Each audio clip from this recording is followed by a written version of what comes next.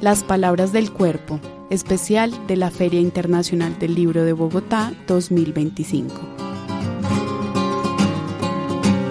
Gracias al Fondo de Cultura Económica por darnos la oportunidad de tener y presentar este libro, gracias a Filbo.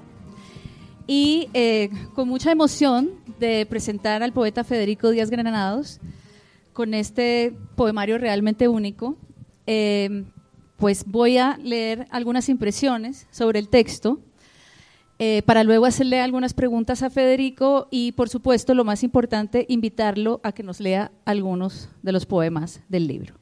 Mi nombre es Andrea Cote, yo soy poeta colombiana y pues es un placer para mí presentar a Federico, que además conozco hace muchísimos años, entonces no solamente estoy presentando a un amigo, sino a un poeta que conozco bastante bien. Y cuya evolución he presenciado y creo que en este libro hay una conquista invaluable y de eso quiero que hablemos un poquito después. Esta pequeña serie de notas le he puesto como título un verso del libro que dice: recordar es regresar. Al olvido se entra como a un mundo recién nacido. De hecho, gran parte del arco emocional que este poemario traza está determinado por la circularidad del tiempo. Vamos de la vejez a la infancia, del cansancio al asombro, del gasto y la abundancia en la experiencia y la memoria, al despojo con que nos sorprende el olvido. Trazando un delicadísimo arco, este libro es capaz de señalar el modo en que toda primera vez se emparenta con la última. También está en el centro de su búsqueda explorar la relación entre la realidad y el lenguaje que se quiebra ante el influjo del olvido. Las palabras lideran el tránsito hacia una decreación, donde, como desmantelando un tablado, cada cosa se hace nueva en el momento justo en el que pierde su nombre. Cito del libro. Dejaron letreros en papeles amarillos como subtítulos de una película que vivo en blanco y negro, como el niño que llega el primer día al kinder y a conocer lo que será la vida, en un día entre tartamudeos y silencios. Fin de cita. De modo que, si antes las palabras ayudaron a darle un orden y sentido al mundo, ahora acuden para asistir en su desprendimiento. Ese es el largo adiós que le da título a la primera parte del libro y desde allí se destejen luminosas preguntas. ¿Qué cosa es eso que se va con la memoria? ¿Qué tenebroso paraje es esa niebla de no saber? ¿O es acaso el olvido una forma del alivio? Dice el poeta, la memoria es la primera pesadilla y el olvido la última orfandad. Y llama la atención sobre una fabulosa disyuntiva, que es que no hay mayor castigo que el olvido, ni mayor beneficio que recordar. Y sin embargo, al mismo tiempo también el libro nos hace ver que no hay mayor beneficio que el olvido, ni mayor castigo que recordar. En una de tantas historias apócrifas de la mitología griega que destacan el carácter caprichoso y voluble de sus dioses, se dice que el don de la memoria le fue otorgado a los hombres a través de Mnemósine y que era en parte un regalo, pero también un truco caprichoso de Zeus para vengarse de los hombres. Era consciente del doloroso peso que entregaba. El efecto fue tan devastador y resultó un don tan imposible de sobrellevar que con el fin de que los hombres no perdieran completamente la cordura, les compensó el don de la memoria con el de la esperanza. Ahora bien, el poemario también emprende una investigación sobre distintos tipos de saberes, porque aquello que no registra el recuerdo, pero que sí hemos vivido, tiene una manera de alojarse en el cuerpo. Cito, adentro de mi vida, en el cuerpo, donde lo sé todo, dice la voz poética. Es algo que señala cuando se pregunta, por ejemplo, ¿cómo es posible sentir tristeza por algo que en realidad no se recuerda? O tener nostalgia por haber sido feliz, pero no saber cuándo ni dónde. Por otra parte, Nos conecta la voz poética también con la noción de que vivimos del mismo modo en que nosotros contamos nuestra historia. Entre otras de esas preguntas urgentes que trae Grietas de la Luz, se encuentra la de cómo sostener la noción de uno mismo cuando ya no es posible articular un relato personal. La abuela que recuerda eventos de hace muchos años como si acabaran de pasar, la que no sabe cómo atarse los zapatos, recibe de otros una mirada piadosa, pero al mismo tiempo también un poco inquisidora. ¿Es que acaso no somos nada más que el relato? ¿Es posible tener otra interioridad que no sea la del lenguaje? ¿O qué somos detrás de las palabras? Preguntas que nos trae el poeta. Lo más probable es que en el peregrinaje hacia el silencio nos espere alguna revelación sobre la contradicción sobre la que nos sostenemos, porque tal y como afirma Díaz Granados en este texto, y cito una vez más, algunas palabras me protegen del olvido, algunos silencios me protegen de las palabras. También ahí termina el verso. En la exploración que este libro hace del Alzheimer, se detiene en la conversación con uno mismo, pero también se pregunta por lo que el olvido introduce en la relación con los otros. Salir hacia el olvido es salir del mundo, como si una prohibición silenciosa impidiera el ejercicio de una vida corriente a quien no sabe cómo contarla. Camino al asilo, somos huérfanos y nos descubrimos nuevamente solos. Solos y desnudos de vocablos como primero nos encontró la vida y al final nos recibe la muerte. El último poema del libro lo dice de una manera mucho más bella en este pasaje. Ya no somos nuestros nombres, ni sabemos de dónde viene este temblor de saber que morimos más allá de la muerte. Desde el punto de vista técnico y del lenguaje, este poemario se comunica profundamente con la corporalidad del tema que explora, que además pues, es el tema de nuestra filbo, y es así como invita a un mundo en el que el saber intelectual no siempre desplaza al de la sensación. De allí que se apoye en imágenes vívidas para comunicar y nos hable de cosas que el cuerpo sabe, aun cuando no las sabe la memoria. Como cuando describe el partir hacia la muerte como el momento en que escuchamos voces tambaleando soterradas desde adentro de una piscina, donde parece que aún estamos aquí, pero de todos nos distancia algo como una cortina de agua. El título del poemario revela su linaje de lectura al señalar una famosa cita del cantautor Leonard Cohen: "There is a crack in everything, that's how the light gets in." Hay una grieta en todo, y es así como entra la luz. Esa conciencia de circularidad del tiempo y de la existencia es un centro de este libro, y vuelve sobre la idea en este ciclo de luz y sombra, en el que abrimos y cerramos los ojos al mundo, casi en un mismo movimiento. Ahora bien, aun si la abuela del poemario o las abuelas del poemario entra a la larga noche donde ya no recuerda su nombre, en todo caso, siempre habrá quien la sueñe. Habrá quien al leer este libro y recoger los trazos de presencia y de ausencia con los que bien sabe tejer sus historias la poesía, verá claramente su rostro. Mirando por la ventanilla del último poema, donde mira por la ventanilla del avión, verá su rostro observando una luz solitaria, quebrando la integridad de la noche. Verá a la abuela sonriendo ante la espera y reconocerá que después de todo y ante la poesía, la muerte es imposible.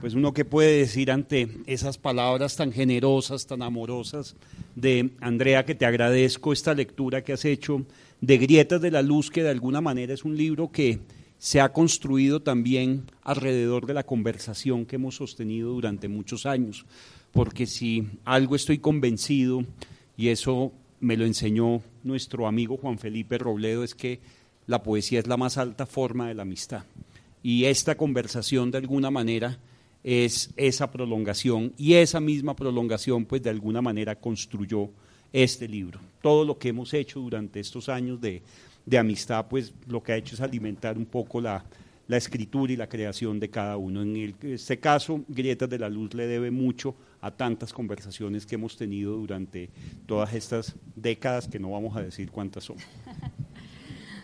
Pues Fede, yo pues partiendo de esa, sí, la verdad que ha sido, como decía al principio, es muy bonito leer a un poeta que uno leyó hace 20 años, digamos 15, y encontrar como el trazo de su búsqueda en un libro nuevo en el que, si bien permanecen los hallazgos que siempre han hecho parte del universo de ese poeta, como es Federico, pues yo tengo muchísimas frases subrayadas en este poema, porque Federico tiene una gran capacidad para destejer de la realidad cotidiana imágenes que son realmente capaces de comunicar un sentimiento. Pero encontrar en este libro algo totalmente nuevo, algo que no había yo leído en este poeta. Y por eso quiero empezar con una pregunta, ya que tú mencionaste el tema de la conversación, porque aquí hay unos personajes, me imagino que ya te han hecho esta pregunta, pero sí me gustaría saber un poco sobre ese proceso de encontrar el punto de vista de las abuelas y de mezclarse con ese lenguaje y un poco esta poética, este reto poético de intercalar la propia voz con la voz del otro. Mira, ha sido un ejercicio también de mucho tiempo. Sabes muy bien, en muchas de nuestras conversaciones, algunas prevenciones que yo tenía frente a libros unitarios o libros proyectos.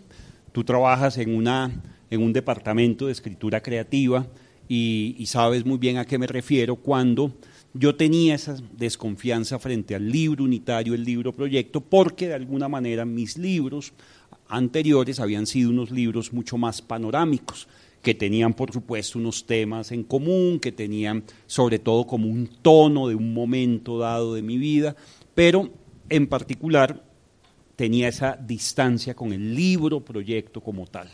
Y sin embargo el libro se fue tejiendo poco a poco. Las dos abuelas, mi abuela paterna, mi abuela materna, mi abuela Lucy, mi abuela Margot, pues eran mujeres de una gran oralidad, mujeres que dominaban el mundo que las rodeaba, que gobernaban su casa, que eran dueñas de un idioma, de una gramática muy particular y que además eran de temperamentos muy fuertes.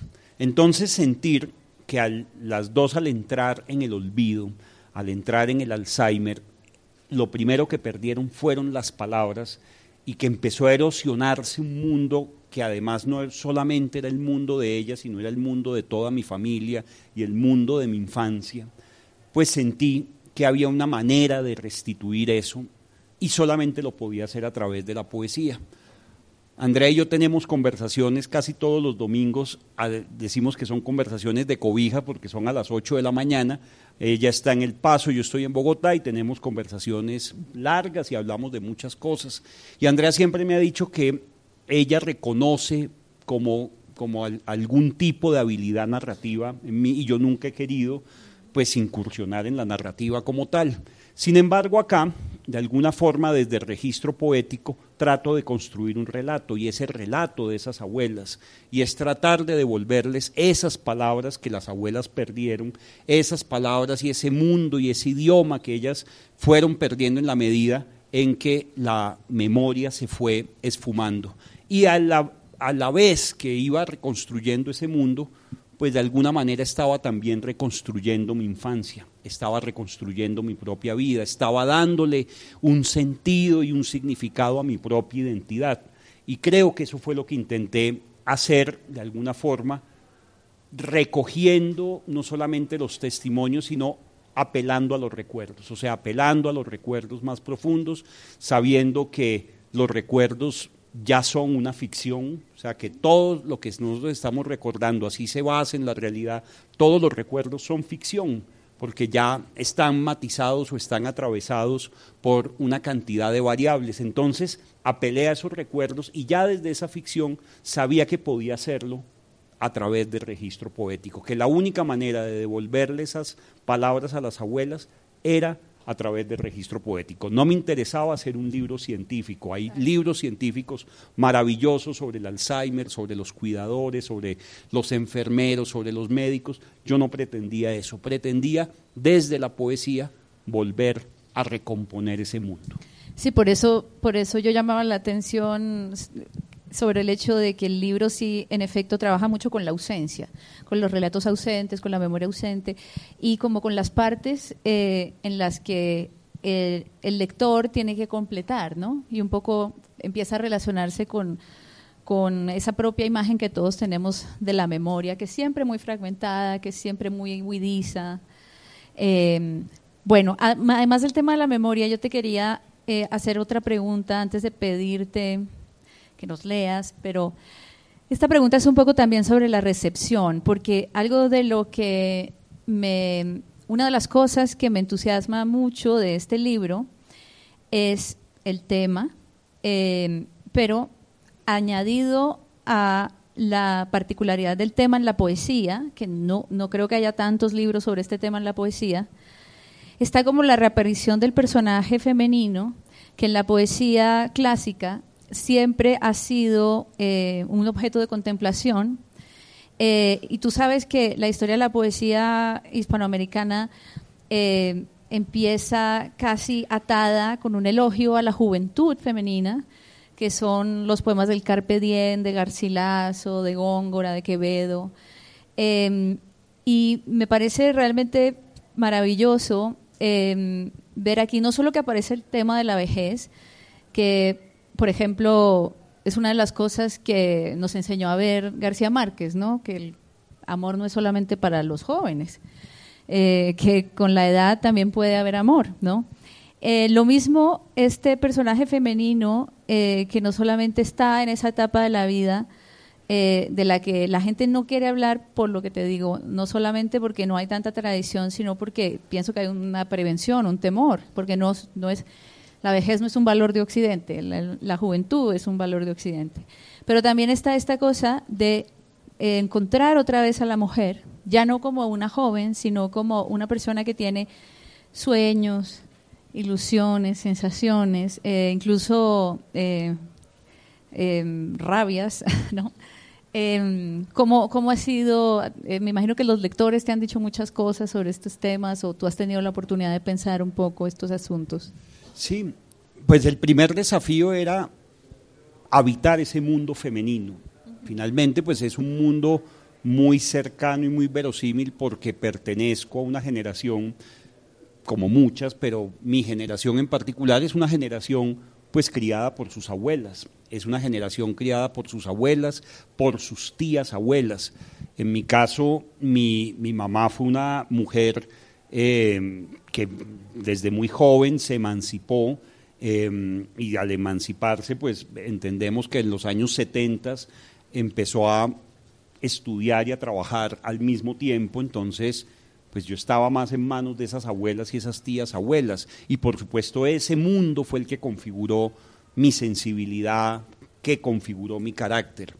Entonces reconstruir ese mundo era difícil, era por supuesto muy complicado ponerme en esos zapatos de ellas, pero sin embargo se me facilitaba el hecho de tener esa oralidad allá en mi inconsciente, de tener ese mundo y esa oralidad allá fijado en mi inconsciente. Las voces de ellas, es que insisto, eran muy orales, contadoras de cuentos, narradoras de historias. Mi abuela Margot, por ejemplo, prima hermana de Gabo, sus cartas están en la exposición que se acaba de inaugurar en la Biblioteca Nacional, y fue muy emocionante encontrarme con esas cartas una vez más desde que supimos que estaban en el archivo de Harry Ramson allá en Austin. Pues la abuela era dueña de ese mundo y de esos relatos, y era dueña de una cantidad de mitos y de una cantidad de miedos que por supuesto configuraron ese mundo. Entonces era traducir un poco la patria de la infancia, era traducir el idioma que se habló en la infancia, eso que Katia Vázquez, quien hace la nota de contratapa, habla de la lengua abuela. Cuando Katia nos habla de precisamente de que ella estaba haciendo una investigación sobre la lengua abuela en la poesía latinoamericana, pues me di cuenta que de alguna forma ella le había puesto palabras a eso que yo estaba intentando descifrar, que era que el mundo y la lengua que yo hablé en mi infancia, pues era esa lengua abuela antes que la lengua materna, era la lengua y la sensibilidad de ellas. Uno no podía ver telenovelas, mis abuelas se arrunchaban conmigo a ver telenovelas y yo era feliz viendo las novelas mexicanas, venezolanas, colombianas, en ese mundo de mis abuelas. La música que ellas escuchaban fue la música que escuché también en mi infancia. Entonces, armar ese mundo a partir de la desmemoria, a partir del relato fragmentado de los sueños, de los recuerdos, pues era una manera de ensamblar como un rompecabezas, pues lo que era, insisto, mi identidad. Y no fue una tarea fácil, pero fue una tarea que fue saliendo poco a poco, que se consolidó en pandemia sobre todo.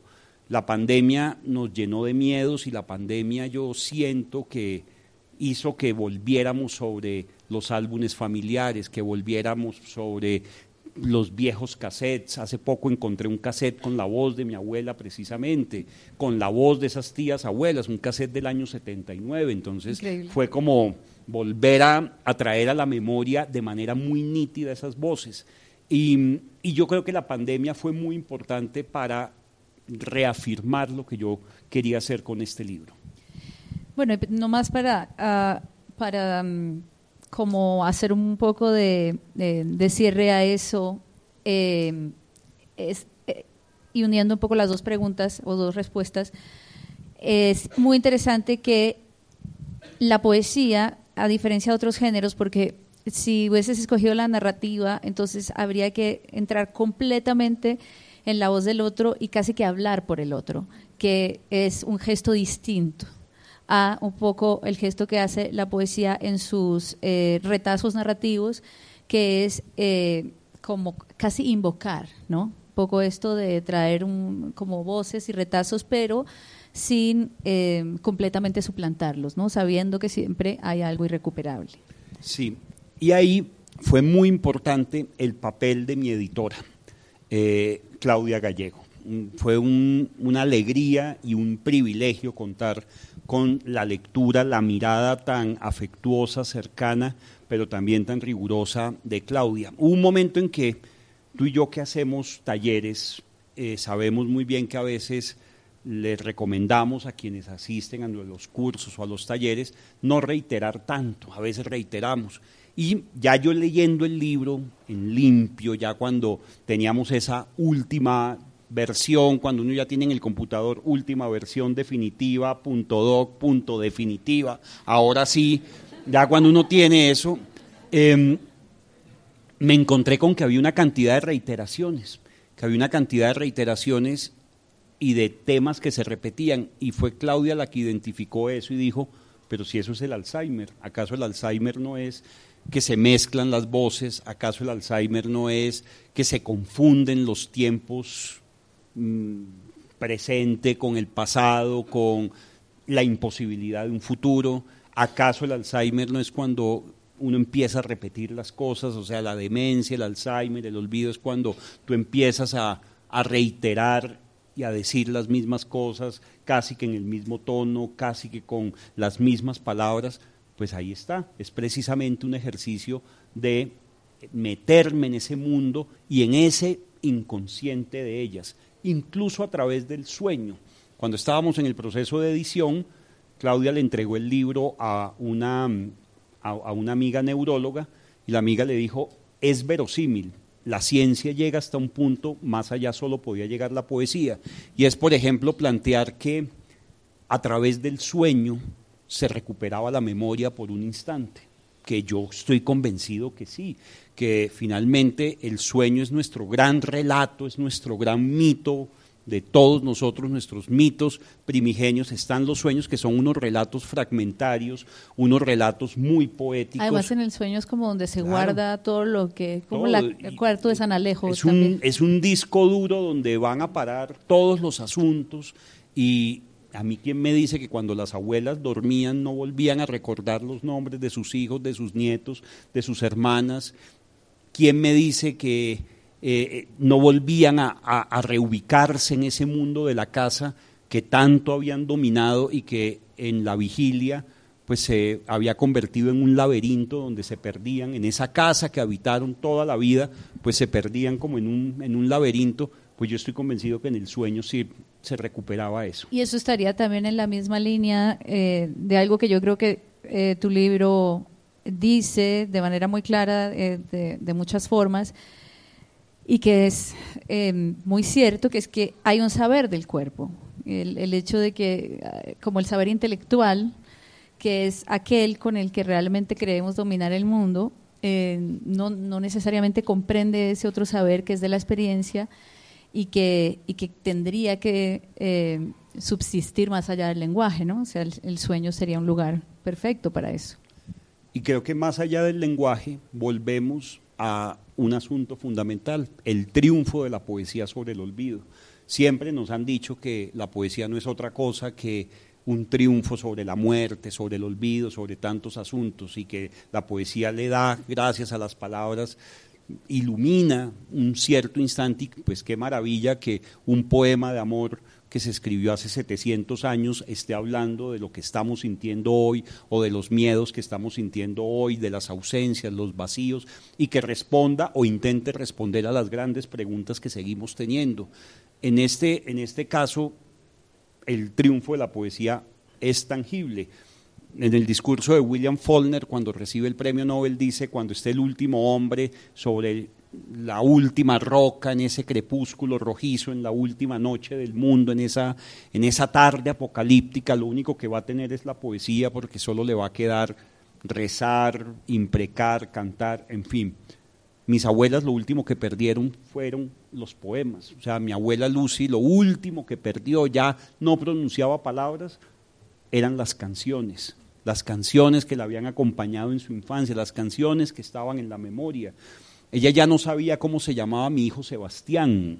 Sebastián le preguntaba: ¿cómo me llamo yo? Ella no tenía ni idea, pero sin embargo recordaba la canción Sebastián, rómpete el cuero, si pretendes la muchacha. Y mi abuela Margot, hasta el último momento, recordó los poemas de Rubén Darío, que ella copiaba en sus cuadernos de los años 20, antes de que estudiara Bellas Artes, y que copiaban en unos cuadernos los poemas de los poetas modernistas. Y esos poemas se los aprendía de memoria, y La cabeza de Rabí se los sabía de memoria, y Juventud divino tesoro, te vas para no volver, y ella lo último que perdió fue eso, y fue maravilloso sentir ese triunfo de la poesía, que había algo en ese blindaje de las palabras, en esa temperatura de las palabras de las que hablábamos hace un momento con Inés Garland en la presentación de su libro también sobre la vejez, y es esa temperatura, ese pálpito de las palabras para que se conserven y que de alguna manera permanezcan en la memoria y nos ayuden a prevalecer a través del tiempo. Sí, la muerte es imposible en la poesía, ¿no? Como decíamos. Bueno, pues Fede, nos gustaría mucho escuchar algunos poemas, porque además, si nos queda tiempo, seguramente tus lectores presentes y futuros del poemario quizás querrán hacer alguna pregunta, pero sobre todo a mí me gustaría mucho escuchar los textos que tú nos quieras compartir. Bueno, pues muchas gracias, André. El libro está dividido en dos partes. Un largo adiós es la primera parte, donde la mayoría de poemas se intentan poner en esa voz en primera persona. De hecho, acaba de llegar Claudia Gallego, sí, la editora, de quien tanto hemos hablado. Y con Nubia, que ha sido una lectora. Por eso tenemos que dejar de hablar ya. Maravillosa de este libro, lo lleva a la iglesia, me encanta.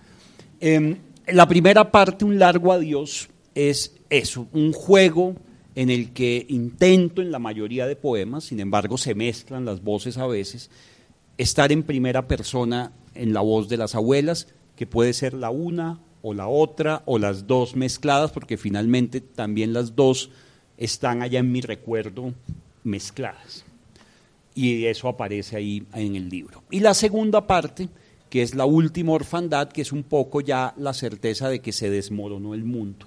Se desmoronó la casa, al morir las abuelas se desmorona la casa, se desmorona la familia, como lo dije ahorita, se erosiona ese mundo que fue tan sólido y tan verdadero de la infancia, donde hablábamos un idioma, donde hablábamos un asunto muy particular.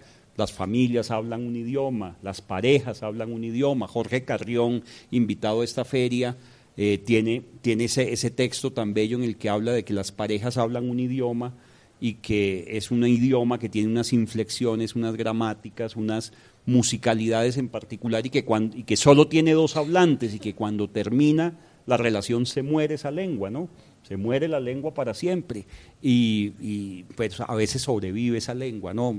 Eso también lo podemos aquí tener de manera palpable. El asunto es que ahí está, la última orfandad, el largo adiós, que es también una manera como se conoce el Alzheimer, como una larga despedida, como un eterno presente, como dice el cantautor Pedro Guerra, es dejando de estar, estando presente. Al principio solo eran olvidos leves, algunos nombres, el sitio de las cosas y las fechas. Luego vino la pérdida de las llaves y repetir los relatos a la misma hora. Llegó el miedo, algunas pesadillas, cambió mi humor, mi ánimo y me hice más irritable y celosa con mi pequeño mundo. Tenía la impresión de que todos me robaban el dinero, las joyas o incluso mis nostalgias. Se empezaron a esfumar las palabras y las frases se hicieron más cortas e inconclusas. Comenzaron las caídas, dejaba los grifos de la ducha y el lavamanos abiertos. Era una nueva forma de vivir dentro de mí, de contemplar la caída del agua y la estufa encendida. Me arreglé para ir a ningún lado y volví a ser la niña que dejaba las luces prendidas y el desorden de la ropa en un rincón de la alcoba. Ahora debo aprender nuevamente la vida y a recobrar las horas insalvables y sus reveses. Aprendo otra vez la vida entre desapegos y rostros que huyen. Espero que la hora del silencio me deje ordenar los recuerdos y ponerlos en su puesto, así como ordeno mis gavetas de vez en cuando y vuelvo a guardar las medicinas vencidas, las monturas sin lentes, los bolígrafos sin tinta, todas esas cosas inútiles que acumulo como una promesa de regresar a un momento en el que había luz y la noche era la cumbre de todas mis dudas. Espero tan solo un poco de silencio para quitarle el polvo a los asombros que llenan de terror la celda en la que se convirtió esta vida de abandonos y visitas breves. Este poema dice: de haber sabido que esas serían las últimas palabras, habría dicho algo más interesante, pero antes de dormir solo dije: está agrio. Me voy apagando y desfilo cada vez más pequeña ante los ojos de los demás y las habitaciones ajenas. ¿Quién soltó la mano la última noche? Queda el remordimiento. Tal vez fui yo quien la soltó y me desprendí de los míos para siempre. Es difícil pedir ayuda por teléfono porque marco números que ya no existen y que son los únicos que recuerdo. Marco y suena ocupado y me quedo muchas horas esperando a que respondan. Algo se detuvo en esos directorios donde repaso nombres y apellidos que me suenan conocidos. Los llamo y no responden. Igual no sabría qué decir si escuchara de repente una voz conocida al otro lado de la línea. Paso horas marcando esos números que ya no existen y busco en el teléfono mi voz como si fuera el espejo del olvidado. Se acerca el día del olvido total. Te pido por favor que me lleves a ver por última vez las estrellas para recordar que Marte es un planeta rojo y que la luna tiene una liebre que me gusta descifrar. Ese día te pido por favor que pongas Compay Chipuco para repetir sus versos. Oh Sebastián, rómpete el cuero si pretendes la muchacha. Una casa no se arregla con tripas de cucaracha. Busca el radio, la nevera y el carrito relumbrón. Sebastián, rómpete el cuero, te quedas solterón. Ese día por favor repasemos los poemas de Rubén Darío, algunos trabalenguas porque temo no regresar. Se fueron yendo poco a poco los recuerdos lentamente a lo largo de los días. Pensé que era algo pasajero, que podría fabricar unos nuevos. Cuéntame otra vez la historia del camellón, del cacique de Bonda y el expreso del sol. Cántame otra vez, con helado de leche me quieres embrujar, ay caramba, mientras trato de comprender a quien veo cuando me miras fijamente, ahora que no sé tu nombre. Por acá, si existiera una máquina que proyectara los sueños, podría regresar a un instante de la luz donde todo se ve tan claro y sin pesadumbres. Al despertar se esfuma todo, vuelve la niebla, sabré nombrar en el olvido cada dolor, me desoriento, mi casa tiene otros puntos cardinales, el límite entre el espanto y el silencio, en un tiempo de renuncias y puertas clausuradas. Me quitaron los relojes y los espejos para que no me asuste, porque mi tiempo ya no es de almanaques, sino de termómetros y fiebres. No sé atarme los zapatos ni sintonizar la radio. Veo en la mesa del comedor que hay muchas fotos. ¿A quién recordaré? ¿A quién olvidaré primero? Y un par de poemas más. El día en que la llevaron al asilo, no supo que vería sus cosas por última vez. Así se puso su abrigo y agarró su cartera como quien se arregla para ir a una visita. Fue la última mañana en su habitación, entre las cosas acumuladas por 60 años. Cruzó la puerta para no volver jamás. El asilo era la preparación de la muerte, el último tránsito entre el vacío y la ausencia. Atrás quedaba el esplendor y el pasado, tantas historias que ella protagonizó. Salió para siempre hacia el asilo y se llevó consigo todos los secretos de la casa y la familia, y se cumplió su profecía de que cuando fuera vieja la llevarían a un manicomio sin ningún remordimiento. Salía para siempre hacia el asilo sin mirar hacia atrás, porque al igual que la mujer de Lot podría quedar con la imagen detenida de esa fiesta, que ahora era solo destrucción, aún desde sus ojos llenos de sal o de mar. Y este último, que es ya pues, después de pasar y transitar la vejez, pues un poco como la certeza de la muerte. Este poema le gusta mucho a Santi Espinosa, poeta y amigo. Morir es entrar a una piscina sin haber nadado nunca y ver las estrellas salpicadas entre el brillo del neón, mientras escuchas las voces de todos en cámara lenta bajo el agua. Afuera dejo lo transitorio para entrar en la eternidad, porque allí las voces se ahogan y me siento más ligera en el fondo, donde todos los miedos empiezan a nevar en lo profundo. Al fondo no siento el aullido de la casa, ni cómo suena nuestro nombre en otros desiertos. La vida se llena de posdatas prendidas de mi vuelo hacia el otro lado del mar. Allí, al fondo de la piscina nocturna, renuncio a todo aquello que fue la vida. Mientras las cenizas se esparcen en el agua, sé que al perder la memoria, perdí también el miedo a la muerte.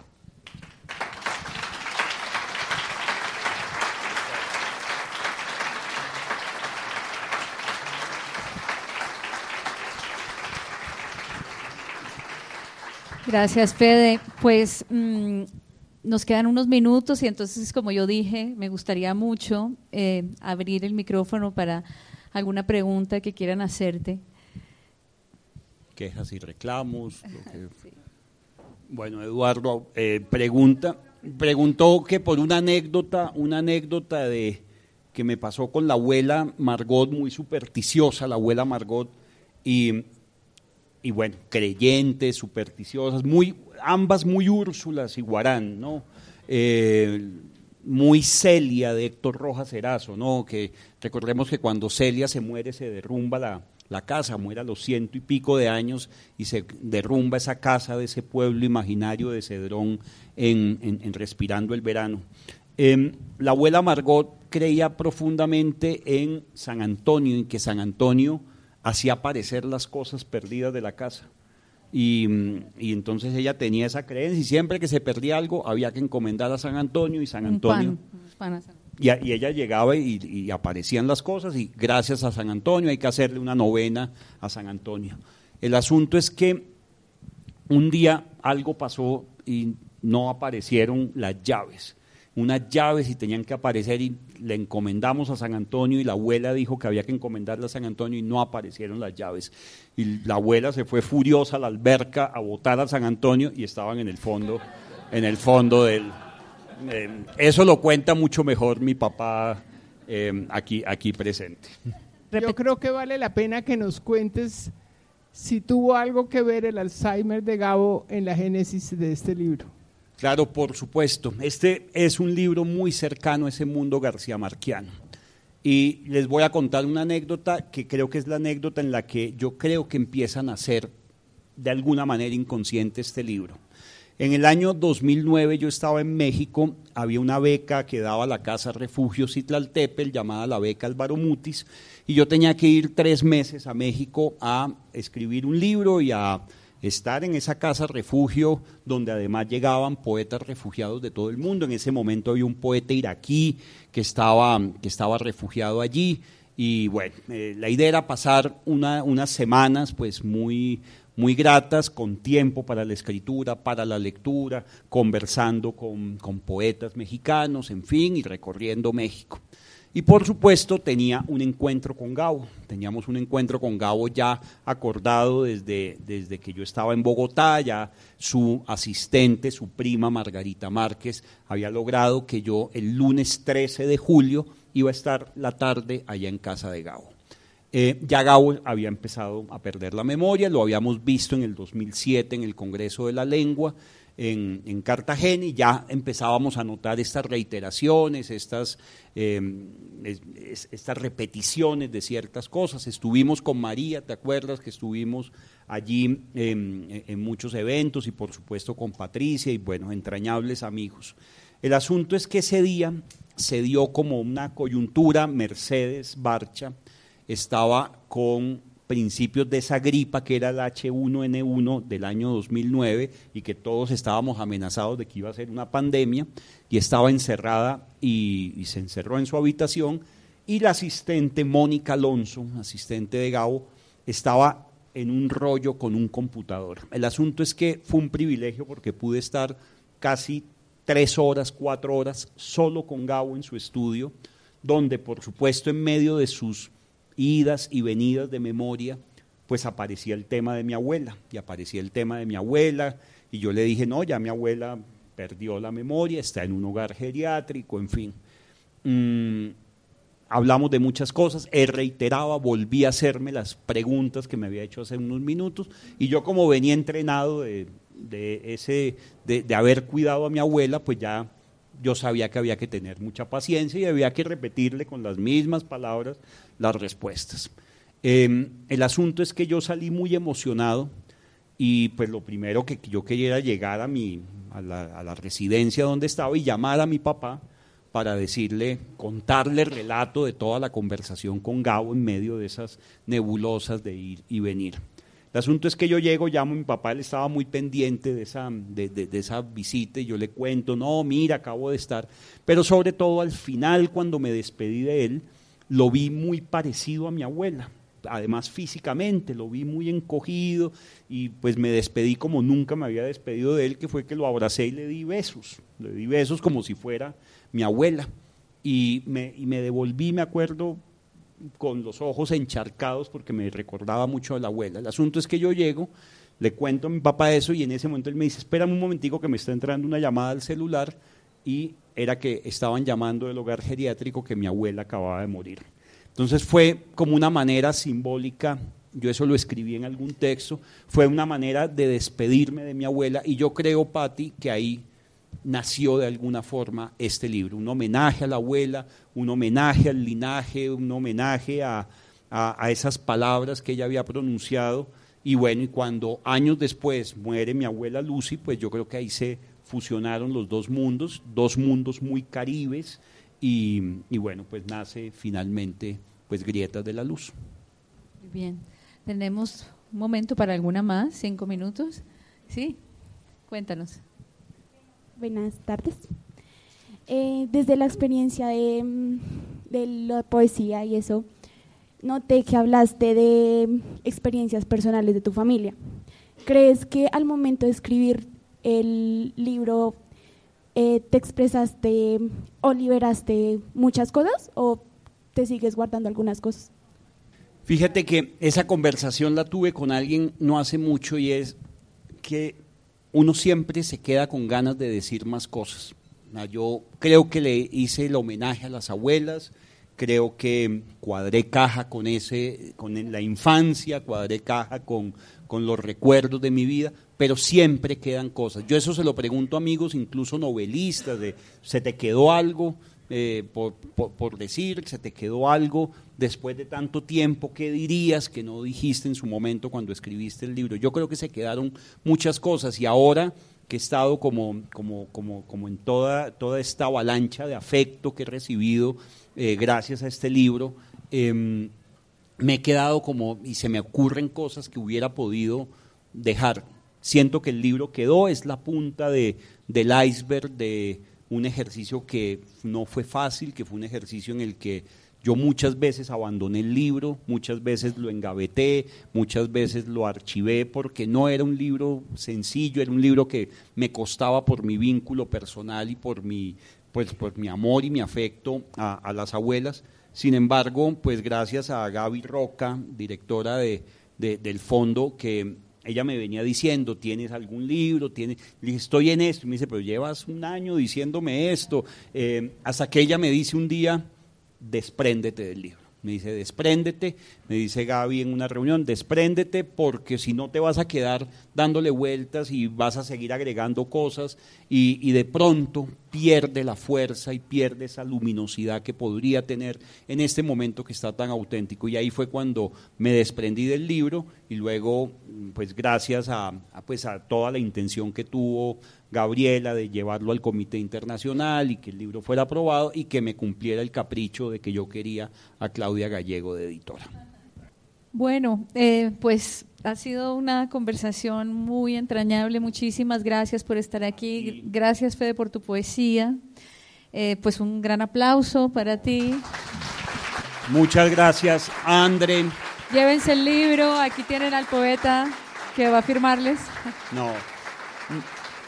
Qué emoción poder conversar, y qué privilegio tener la amistad de Andrea, y que tuviéramos esta conversación que hemos tenido muchas veces en privado y que ahora la podemos llevar acá públicamente.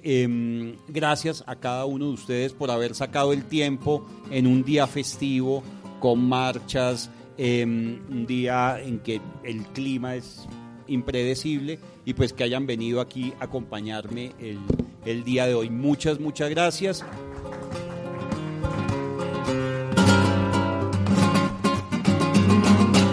Este espacio hace parte de Las Palabras del Cuerpo, especial de la Feria Internacional del Libro de Bogotá 2025 en la HJCK, El Arte de Escuchar.